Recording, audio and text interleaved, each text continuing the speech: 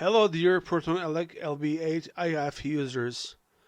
Today we'll be examining the main unit of our PROTON ELIC LB-8 device, Voyager Together, which is our renewed and revised device, how its sensors are used, how they are applied, and how to detect partial voids on the program and the value scales, metals and value scales related to them.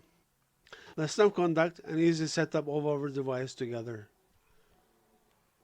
Let's get to know the front panel of our device. We have 8 sensor inputs, a 64-pixel thermal sensor, a LIDAR sensor, a marker, and a laser that determines the position with green and red color.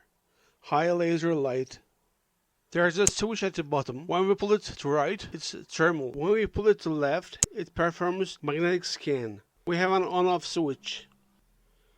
The other side is the place where our laser on-off switch is located. There is a power input and a fuse at the bottom. We are assembling the sensors of our device together. No sensor has priority. Any sensor can be mounted anywhere. This does not lead to any error when it operates. You can mount any sensor you want at any point. The setup of your device is completed fairly quickly. We are turning on the on-off switch. When we turn it on, the lights check themselves at the back of the panel. It checks reds and blues. And we'll hear our opening beep. After hearing this start beep with a signal, we reset the device by pressing the reset button once. On the other hand, our device without the computer with the illumination on the back panel, that is, with our lighted system, the blues and reds create blue and red colors separately on each sensor. The anomaly seen by each sensor is marked in blue if it's a void, and it is marked in red if it's a metallic object. Yes, we're examining the back panel of our device. I'm turning on the power switch. Blue lights check sensors. At the same time, this is the plus and minus signal that the sensors receive from void. And the metal, it checks the signals from them, and when it's okay, all the lights turn on. The red lights here are currently on. It tells us that the sensor is in operation. Blues don't light up. After this is completed, red lights turn on. We press the reset button. The device is now ready for use. The device is in the scanning direction. Of course, the scanning direction must be clear.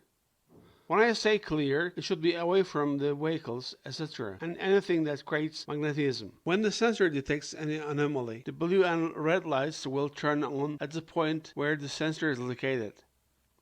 Blue lights represent void, and red lights represent metal. Yes, dear PROTON ELIC LB-8 users, we have installed our device. Now together we'll open our PROTON ELIC program quickly and easily. We'll examine how the connection is performed and how we should scan. Along with it, we will examine the sections on the panel. Now at the very beginning we have the language option. Whichever language will be used must be selected, which is Turkish because we will realize our narration in Turkish. COM port here. The COM will be the one, whichever it is. COM which was assigned when introducing the device to the computer is selected. Here it's COM 5. On the other side, there is again options of GPS, latitude, longitude, and shown map. If you have an internal GPS antenna here, this place will be activated. Right at the bottom, there are the new open and save options. Open opens the saved data and save saves it. New starts out new scan. When we shift to left, we have color options. You can choose the color that fits you best. Right side here represents the metallic signals. The middle part represents the earth and mineral parts, and further left here represents the colors for voids. From here we can alter the color that best suits us. Usually, because that the customers want to choose these colors, we show them in this way. And at the bottom we have a scan tab right away, which is cesium scan and thermal scan. Cesium stands for magnetic scanning. We're going to do a magnetic shooting. We'll make the connection assuming that we are shooting during the day and out hours. The COM value here is 5. We are connecting. Yes, we are now connected. Pressing scan.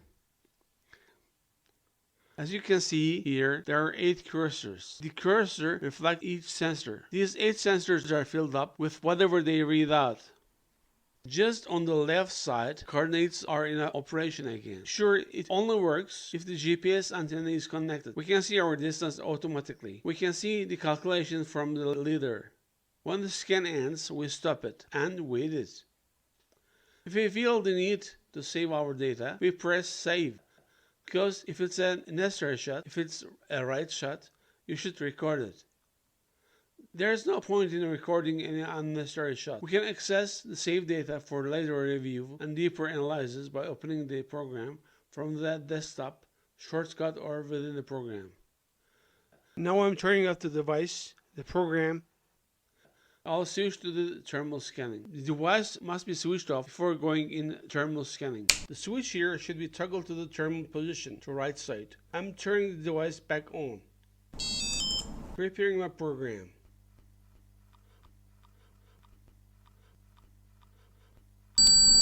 Just to check the control panel, I'm pressing the reset button. My device is ready. I get to the COM port. COM 5. I connect. Yes, the rotation is complete. I order to start. When I order to start, 64 pixels, 64 cursors are created here. And as you can see, it can scan a very large area in just a second. It's scanned. I ordered to stop. When I order to stop, I will see on the screen on the positive part and on the negative part if there is an anomaly, temperature difference on the opposite side. Positive data appears in red and the negative data appears in blue, indicating void. Here too, if it's necessary to save, we do save. If it's unnecessary, we don't. And in this way, we can connect quickly. As you can see, it has a very easy panel. It includes Turkish and all world languages. Now let's all come together and let's shoot in the field in a practical way. Next, we will see briefly how to analyze our shots on the computer. Yes, we have a tunnel with an open mouth about 200 meters long, 9 meters away from us, 6 centimeters wide, carved into rock. The ground is sloping and quite high in front of us. We will still shoot properly without range out, and we'll see that all together in our screen. We will analyze this data together. Let's start shooting. Yes, we are shooting. I'm done. I stopped. Now we will save this data and analyze it again together in a dark environment.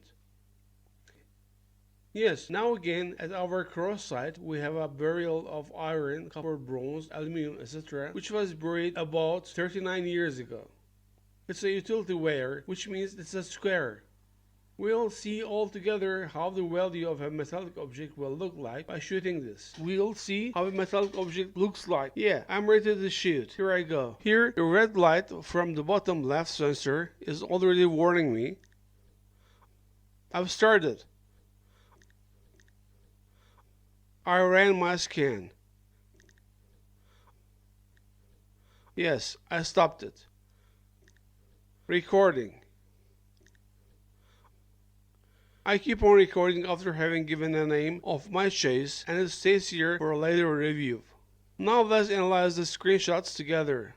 Yes, now we have completed a hands-on field shooting together. Since we cannot see the screen due to a very sunny location, we will save and open our data and examine it together in a dark environment. This is also a test video and training video with PROTON ELIC LB-8.